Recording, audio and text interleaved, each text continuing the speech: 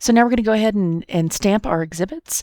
Super simple to do. I've just opened up a batch of 10 documents here, and I'm going to show you how I'm going to auto number them.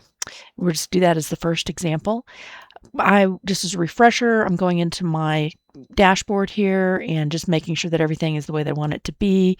I'm calling these trial exhibits. I've put a cause number in, leaving my scaling, picking tan for my color. I'm going to select auto-incrementing. Since these are plaintiff exhibits, I'm putting in a prefix that's PX space dash space, and then I'm going to start numbering with 1. So that's a refresher on how to set up your dashboard. We have another whole video for that too. Now I'm going to go select the stamp. And again, we have a video for this. So I'm selecting the stamp we just created, and you can see it has all the properties we just set up. I click on it, and then all I have to do is just place it where I want to. There's a ghosted image. I just want to put it in the bottom right hand corner, and then I click.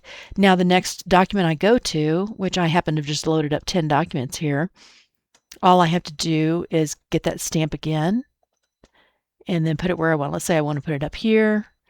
Let's go to 3. And on this one, let's just stick it down the bottom right.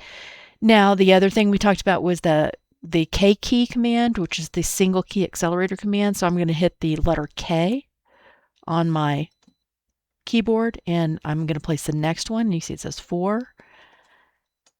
Hit K, 5, K, 6, and you see it's auto numbering as I move along. So like that, it's just so easy to be able to stamp a set of exhibits. Now this one's covering something up, so I can come in here and move it around a little bit if I want to. And we're going to cover that in another video as well. So go to my 9th one and the 10th one. Okay, so we've just done 10 exhibits. Now what I'm going to do is show you how to use the file name feature. So you might have noticed in the last video, I actually do have these documents named by their exhibit numbers. If you are so fortunate as to have a set like that, we have a file name feature where you can name your exhibit stickers based off of the file name itself. So going back into our dashboard, let me go ahead and just pick a different color so it stands out a little bit differently.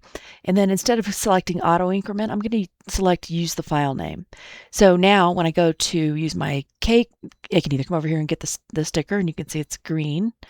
One thing I noticed there is I still have a prefix selected, and I don't want a prefix because I'll have 2 prefixes basically. So let me delete that. Select OK. Come over here and preview my stamp. There we go. That's exactly, it's picking up the file name. This exact document is called PX001. So I can place it where I want to.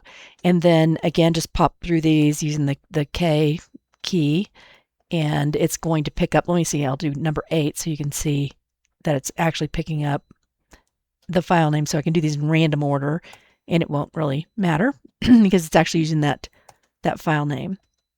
And then the last thing I want to show you is how to use that manual feature. So the final thing I want to show you is how to use the manual feature and why you would use that.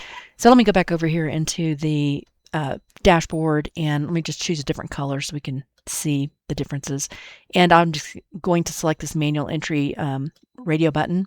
I can have a prefix in the manual entry so that if there's something that, you know, again, if it's like a plaintiff's exhibit and you want PX dash and then whatever you enter manually, you can do that. I'm going to leave the prefix option off. Now what happens is when I click OK and I go to get my stamp, oh, let me change that color to something else, orange. All right.